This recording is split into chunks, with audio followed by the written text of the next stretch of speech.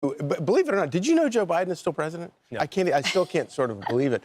Washington Post had a story out yesterday.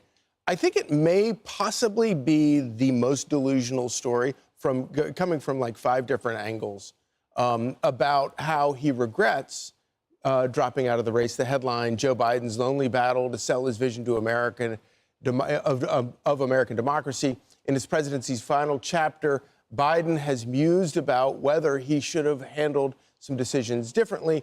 One of those being that his decision to drop out. Yeah. In the first place. He's saying he thought he could have beat Donald Trump.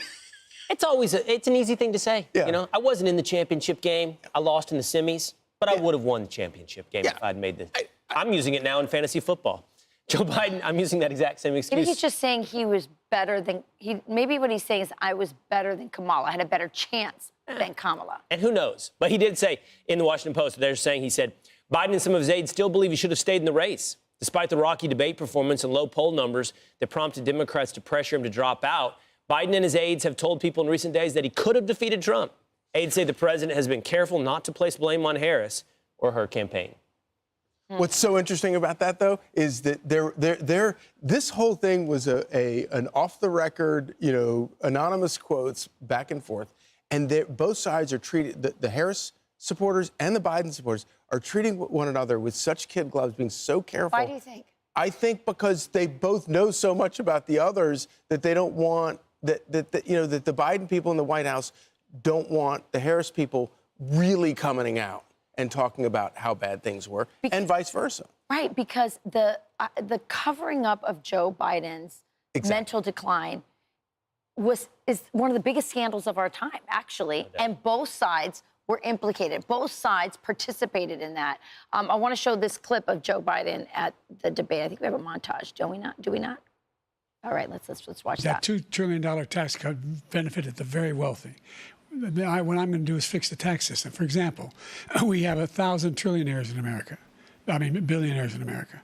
If they just paid 24%, 25%, either one of those numbers, they'd raise $500 million, billion dollars, I should say, making sure that we're able to make every single solitary person eligible for what I've been able to do with the with the COVID.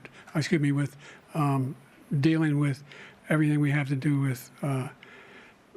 Look, if we finally beat Medicare. Thank you, President Biden. And I'm going to continue to move until we get the total ban on the total initiative relative to what we're going to do with more Border Patrol and more asylum officers. President Trump? I really don't know what he said at the end of that sentence. I don't think he knows what he said either. Look. Donald Trump won the debate right there. That was the end of it. You like old movies. Is it On the Waterfront or Marlon Brando? I could have been a contender. Yeah. That's right.